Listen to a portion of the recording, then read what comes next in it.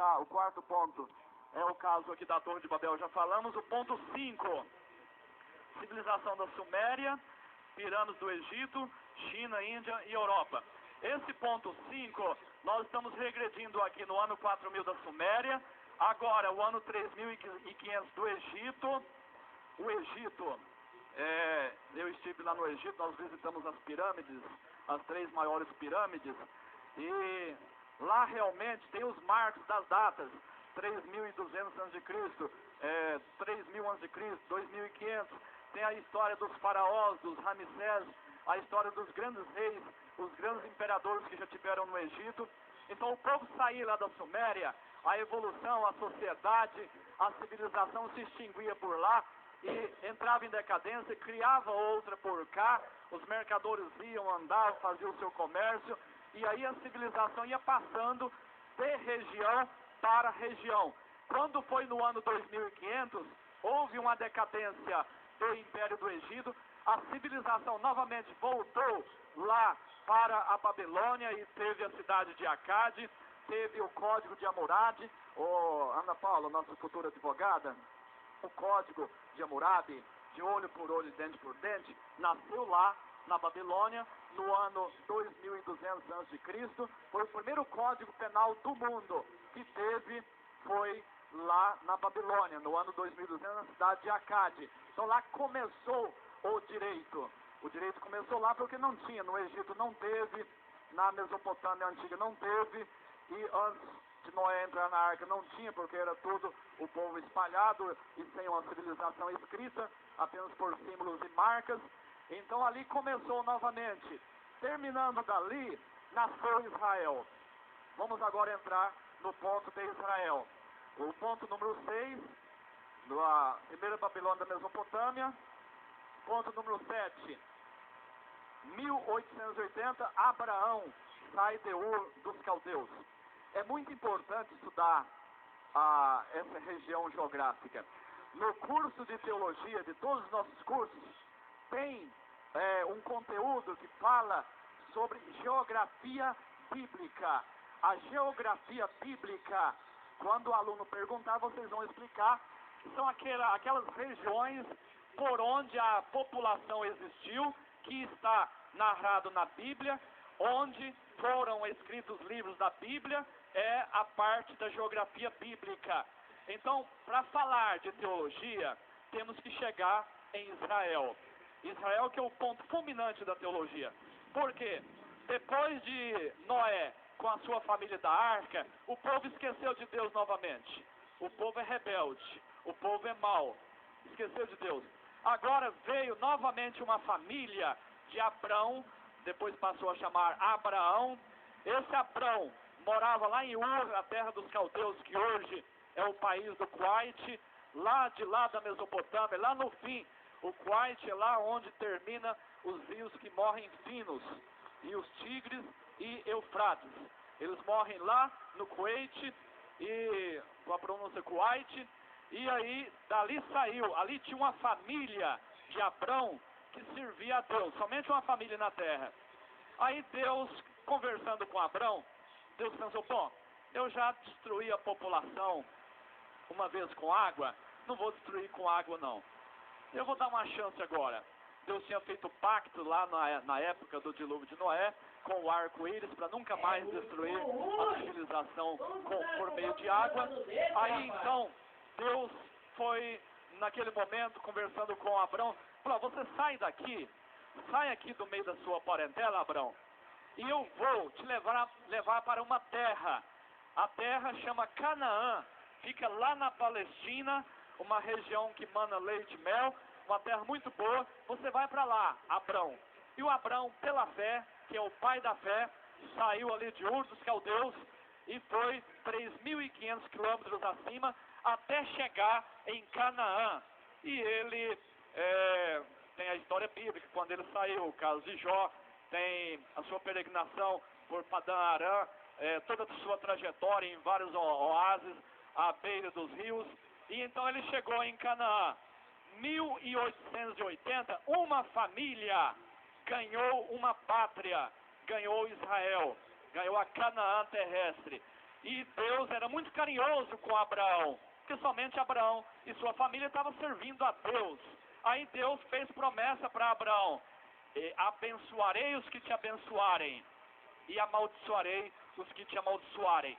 Então por isso que hoje a gente um xodó de Israel, gosta de Israel, o candelabro que é usado em Israel, que representa os 7 Espíritos de Deus, a gente gosta, até lá o chifre de Israel, né, a gente gosta, aqui a estrela de Davi, que é da bandeira de Israel, todo mundo gosta. Todo mundo que gosta de Israel, que abençoa Israel, é abençoado. É abençoado, lá tem até versículo nos Salmos: abençoarei os que te abençoarem, prosperarão aqueles que te abençoarem. Então a pessoa passa a ser inteligente, a pessoa passa a ser próspero, a pessoa passa a ter outra visão, porque Israel é a menina dos olhos de Deus. Por isso que todos os livros nossos têm casos de Israel. O Holocausto, a maior judiação mundial, a maior covardia mundial de reis para com o povo judeu, foi do Hitler, do nazismo, da Alemanha, e nós escrevemos o melhor livro meu, é sobre Holocausto.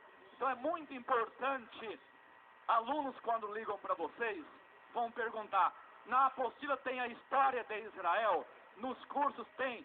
Aí vocês vão manusear os capítulos e vão ver que tem capítulos específicos para Israel. Então a pessoa passa a entender tudo de Israel.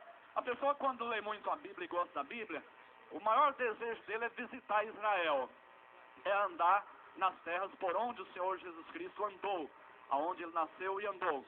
E no ano de 94 eu fui lá uma vez, fiquei 15 dias lá, fiquei apaixonado por Israel. Entramos dentro do túmulo do Senhor Jesus Cristo, subimos lá no monte onde Moisés recebeu a tábua da lei, e andamos por todo ali o Mar Morto, o Mar Vermelho. Lá no Mar Morto a pessoa não afunda, a pessoa flutua. Eu pensava que fosse brincadeira quando ouvia através da mensagem dos turistas, da companhia de turismo, para poder vender o pacote para lá, mas realmente eu e a Marcinha ficamos lá no Mar Morto assim, andando por cima das águas, que ela tem 70% de sal, ela é densa, ela é grossa, ela tem minério demais, e a pessoa fica flutuando lá. A gente abriu os braços e as pernas e ficava lá na água flutuando, cheia de minério, um lugar muito rico por minério, aonde cura toda a enfermidade da pele, enfermidade do físico. Lá tem mais ou menos perto do Mar Morto, tem uns 200 hotéis assim, de 50 andares, tudo de judeus americanos, judeus europeus, que fica fazendo turismo lá o ano todo, todo mês, todo dia. Tem aquele barro para colocar no corpo e acabar com toda infecção, bactéria da pele, da derme, da epiderme. Então é um lugar muito rico, muito bonito. Israel, 1880, chegou Abraão, chegou lá na terra, e aí sabe o que aconteceu? Lá teve fome, teve problema. Abraão, Isaac, Jacó, os 12 filhos, a descendência, resolveram vender um dos filhos para o Egito. O José, os irmãos vendeu para o Egito, e aí, chegando no Egito como escravo, depois ele foi a ser rei, ele foi trabalhar com o pessoal da cúpula, como primeiro-ministro, como chefe de guerra, como ministro de fazenda, e aí os irmãos foram lá buscar alimentos, e ele levou toda a irmandade para o Egito, e aí morrendo José, os reis e faraós do Egito foram escravizar o povo hebreu, e ficaram escravizados por 400 anos lá no Egito. O povo hebreu ficou escravizado 400 anos lá no Egito. E depois, aqui da escravidão, Moisés do ano 1440. Moisés era um hebreu da descendência de Abraão, que estava lá no Egito escravo, e Deus usou Moisés para retirar os 3 milhões de hebreus lá do Egito e ir novamente para a Canaã e voltar novamente para Israel, porque estavam lá escravos. E aqui já vai o próximo ponto, né? 1440, aonde Moisés retira o povo do Egito. E Moisés então, Deus mandou as pragas para o povo do Egito. E na última praga, que era a matança de um membro da família do povo do Egito, aí o próprio faraó falou: pode sair, pode retirar o seu povo, E aí o povo hebreu saiu, 3 milhões de hebreus saindo do Egito, atravessando o Mar Vermelho para chegar na Canaã. E aí eles ficaram 40 anos peregrinando no deserto. E nessa saída do Egito, quando saíram do Egito, levaram ouro, levaram peças de ouro, corrente, tiraram a riqueza do Egito. O Egito quebrou, porque saíram 3 milhões de escravos do Egito, a construção civil quebrou e saiu praticamente todo o ouro do Egito que estava na mão daquele povo hebreu. E atravessando o Mar Vermelho, nós atravessamos por ele também, quando estive no Egito e fui para o Monte Sinai, nós atravessamos o Mar Vermelho, mais ou menos em torno aí de uns 500 metros essa área que atravessamos, e tem ponte lá por baixo, é um túnel de ponte. Para fazer a ponte por cima ia complicar demais, então fizeram uma ponte por baixo e atravessamos. Aí o guia turístico falou, aqui foi o ponto memorial que chegou o povo hebreu para atravessar. E aí teve um milagre no Mar Vermelho. Deus construiu uma ponte, mandou Moisés, bateu a vara e ficou seco. E eles passaram em seco, atravessando o Mar Vermelho para chegar lá no deserto do Sinai e caminhar para a Canaã. E aí o povo hebreu veio atrás, o faraó mandou os guerreiros atrás para buscar o povo de volta para serem escravos e tomar o ouro.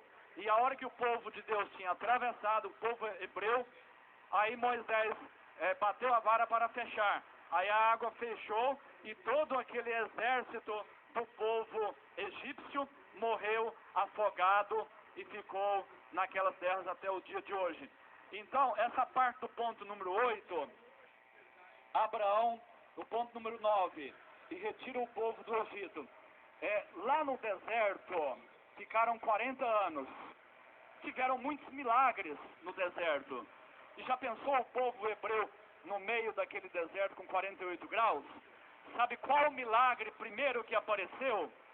Deus fazia nuvens para tampar do sol, para não castigar o povo, não matar o povo de calor. Durante o dia, tinham nuvens. À noite, tinham tochas de fogo para poder clarear, porque a noite lá é 10 graus abaixo de zero. Então a tocha de fogo clareava para o povo andar e também esquentava o povo para não morrer congelado. Aí faltava alimentação. Dásio, alimentar 3 milhões de pessoas não é bolinho, não é? E Deus providenciava alimentos para o povo. Sabe o que fazia? Já o Dásio, 3 milhões forte assim igual o Dásio, come demais. Ainda bem que tinha algumas magrinhas igual a Edra, que então não gastava muita comida. Então, 3 milhões de pessoas era muita coisa. E comida. Deus mandava carne do céu. Deus mandava codornas, Deus mandava maná, que é o pão assim, caía do céu do povo. E água no meio do deserto. E Deus mandava Moisés tocar na rocha para sair água, água doce, boa. Então era maravilha. Agora, um milagre muito importante também que ocorreu é que as sandálias dos pés não se desgastavam. A gente compra uma sandália havaiana. Esses dias veio uma cliente minha aqui, muito humilde lá do bairro. Aí, doutora Mar, minha aposentadoria já saiu e tal. Aí a hora que ela estava, eu vi assim na sandalinha dela, já viu aquela sandália que do meio para trás já está desgastada, sandália havaiana? Tem umas também que são marretas, né? Não são legítimas e rói mais rápido ainda, né? Então, o salto assim, o calcanhar vai tudo no chão, já comeu. Sandália usa em 90 dias, já está comendo, né? Lá andaram 40 anos, as sandálias não se desgastavam, a roupa não envelhecia. A gente usa uma roupa com 2, 3 lavadas, já está desbotando, com 6 meses já tem que jogar fora, já acabou. Lá, durante 40 anos, as roupas não se desgastaram e doença não vinha. Então Deus providenciava todo milagre para aquele povo ali no deserto. O poder de Deus junto com aquele povo, Deus muito carinhoso com o povo Então, por isso que Israel tem muito a ver com a Bíblia. O Senhor Jesus é judeu, ele nasceu lá na Judéia, não é? Foi gerado na Galileia, Maria gerou ele por obra do Espírito Santo na Galileia, desceu Samaria, veio para a Judéia e nasceu em Belém de Judá. E hoje está envolvido, todas as igrejas evangélicas, elas estão envolvidas com Israel. E daqui a pouco vocês vão ver que na reconstrução de Israel, no ano de 48, era já um prelúdio do desaparecimento dos evangélicos da face da terra. Pois bem, o ponto número 7, ponto número 8, Moisés retira o povo do Egito. Ponto número 9, já vamos ver agora o povo de Deus lá em Israel. Moisés morreu nas montanhas do Sinai, e já olhando Israel, mas não entrou em Israel. Josué, que era o primeiro-ministro e o guerreiro de Moisés, que entrou aqui dentro de Israel, atravessaram o rio Jordão, colocaram as pedras de Marcos e foram aqui em toda Canaã terrestre distribuir, porque eram 12 milhões de pessoas, 3 milhões de pessoas distribuídos em 12 tribos. E as tribos, cada uma, formou-se um estado de Israel.